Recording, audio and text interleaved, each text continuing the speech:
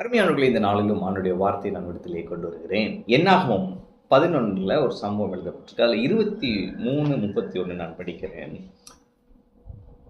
அதற்கு கர்த்தர் மோசேயை நோக்கி, கர்த்தருடைய கை குறுகி இருக்கிறதோ, என் வார்த்தையின்படி நடக்குமோ நடவாதோ என்று நீ இப்பொழுது காணுவாய்.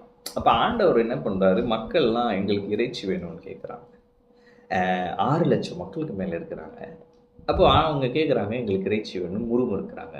இப்போ ஆண்டவர் சொல்கிறார் மோசேட்டப்பா, நீ மக்கள்கிட்ட போய் சொல்லு, பரிசுத்தம் பண்ண சொல்லு, நாளைக்கு இறைச்சி சாப்பிடுவாங்க அப்படின்னு சொன்ன உடனே மோசேயுடைய கொஸ்டின்ஸ் பாருங்கள். என்னோடு இருக்கிற காலாட்கள் 6 லட்சம் பேர் ஒரு மாதம் முழுவதும் பொசிக்கும்படி அவர்களுக்கு இறைச்சி கொடுப்பேன் என்று சொன்னீரே, நீங்கள் சொல்லிட்டீங்க, ஆடு மாடுகளை அவர்களுக்காக அடித்தாலும் அவர்களுக்கு போதுமா? சமுத்திரத்து மச்சங்களை எல்லாம் அவர்களுக்காக சேர்த்தாலும் அவர்களுக்கு போதுமா? இவர் ஒரு பாஸ்டர் பாருங்க. நிறைய நேரம் பாஸ்டர்களுக்கு விசுவாசம் இருக்க மாட்டேங்குது இல்லையா? திடீர்னு ஆண்டவர் சொல்றப்ப நம்மளே என்ன பண்ணிடுறோம்? அது எப்படி ஆண்டவர்ன்னு கேட்டுறோம் இல்லையா? ஆனால் ஆண்டவர் எவ்வளவு நல்லவர். எனவே இன்னைக்கு நான் சொல்லுகிறேன், ஆண்டவர் உங்களுக்கு ஒரு காரியம் சொல்றேன்னு சொன்னாலே அது உங்களுடைய திறமையோ உங்களுடைய கையிருப்பை வைத்தோ அல்ல, அது அவருடைய எபிலிட்டியை வச்சு சொல்கிறார். ஆமென். அப்போ ஆண்டவர் உங்களுக்கு ஒரு காரியத்தை வாக்கு கொடுக்குறாருன்னா அது அவருடைய பலத்தை சார்ந்தது, அவருடைய எபிலிட்டியை சார்ந்தது, அவர் செய்வார். நாம் அவர்கிட்ட போயிட்டு, என்ன ஆண்டவர் எப்படி சொல்லிட்டீங்க, இது எப்படி நடக்கும், இது எப்படி நடக்கும், திடீர்னு எனக்கு நீங்கள் இதை சொல்கிறீங்களே, அது முதல் எப்படி பாசிபிள்? நான் இங்கேருந்து வெளிநாட்டு போக வேண்டுறீங்க, கால் லெட்டர் இல்லை, எதுவும் இல்லை, நான் போய் அப்ளை கூட பண்ணலை. நாம் சந்தேகப்படக்கூடாது. ஆண்டவர் ஒரு வார்த்தை சொன்னால் சிம்பிளாக ஆமேன், அதை மட்டும் சொல்லியிருக்கேன். அப்படி சொன்னால் போதும், அவர் மீதியை பார்த்துட்டே இருப்பார். ஆமேன். இப்போ மோசே அவன்கிட்ட எப்படி கேட்குறான்? ஆடு மாடுகளை இறைச்சின்னு சொன்னோடனே அவன் ஆடு மாடுகள், அப்புறம் கடல்ல இருந்து இருக்கிற மீன் வகைகள் இதெல்லாம் எடுத்தால் கூட போதாதே, பெரிய குவான்டிட்டி. இப்போ ஒன்றும் இல்லை, திடீர்னு ஆண்டவர் சொல்கிறாருப்பா 10 நாளில் உனக்கு 1 crore தரேன் அப்படின்றாரு. அது மாதிரி அப்போ நம்ம சொல்லுவோம்ல, ஆண்டவர் என் பேங்க்கில் பேலன்ஸே 1000 ரூபாக்குள்ள தான் இருக்குது, நீங்கள் கோடின்றீங்க, அது எங்கிட்டு கூடி வரும், நீ சம்பளமே 10,000 15,000 தானே, இப்படிலாம் சொல்கிறோம்ல. அது மாதிரி இங்கே நடக்குது.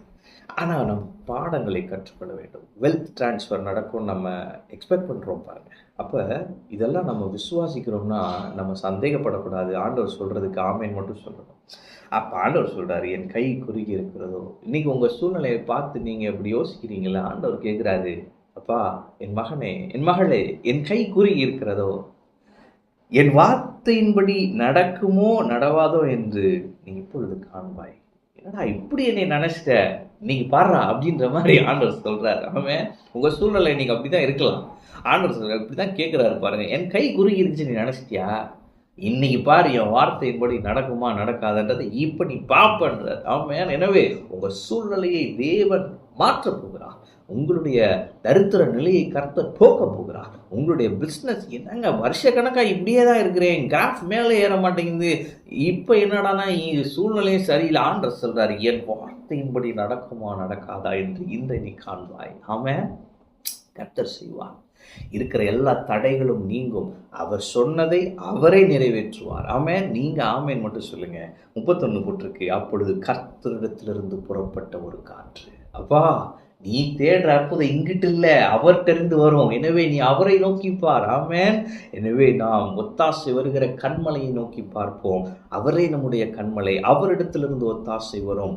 அவர் தேவைகளை சந்திப்பார். கர்த்தரிடத்திலிருந்து புறப்பட்ட ஒரு காற்று சமுத்திரத்திலிருந்து காடைகளை அடித்து கொண்டு வந்து பாளையத்தை சுற்றிலும், இந்த பக்கம் 1 நாள் பிரயாணம் மட்டும், அந்த பக்கம் 1 நாள் பிரயாணம் மட்டும், தரையின் மேல் 2 முழ உயரம் விழுந்து கிடந்தது. ஹல்லேலூயா. அப்போ தேவன் ஒரு ப்ராமிஸ் பண்றானா, அவர் அதில் அபண்டன்ஸ் இருக்கு பாருங்க.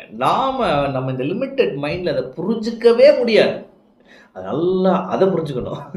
எனவே ஆண்டவர் சொன்னார்னா, ஆமென் ஆமென் ஆண்டவரே, அப்பா நீ இந்த பழக்கத்தை விட்டு வெளியே வந்துடுவ, ஆமென் ஆண்டவரே, அப்பா இந்த வியாதியிலேருந்து சுகம் பெற்றுவ, ஆமென் ஆண்டவரே, அப்பா உனக்கு ஒரு வீடு கிடைக்கும், ஆமென் ஆண்டவரே, எதை சொன்னாலும் உடனே நான் வெளிநாட்டுக்கு அனுப்புகிறேன், ஆமென் அப்படின்னு ஆமென் ஆமென் சொல்லி பழகிருங்க. சந்தேகப்படாதீங்க. ஏன்னா அவரிடத்துலேருந்து வருகிறது திரட்சி, அவரிடத்திலிருந்து வருகிறது பரிபூரணம், அவரிடத்திலிருந்து வருகிறது பெரியவைகள். ஆமென். எனவே இன்னைக்கு நான் சொல்லுகிறேன், அவருடைய கரம் குறுகவில்லை. எனவே சூழ்நிலையை நோக்காம ஆண்டவர்கிட்ட போய் ஏன் ஆண்டவரே இது எப்படி நடக்கும் ஆண்டவரே, எனக்கு இது வேணாம் இது போதும் அப்படிலாம் கேட்காம, உங்களை நம்புகிறேன், உங்கள் வார்த்தையை நம்புகிறேன், உம்முடைய கரத்தினால் ஆகும் நான் நம்புகிறேன். ஆண்டவர் சொல்றாரு, என் கரத்தினால் ஆகும் என்பதை, என் வார்த்தையின்படி நடக்கும் என்பதை இன்று நீ காண்பாய். விசுவாசிங்க, அற்புதத்தை பெற்றுக்கொள்ளுங்க. ஆமென். கர்த்தர் உங்களோடு இருக்கிறார். கர்த்தர் உங்களை ஆசீர்வதிப்பார்.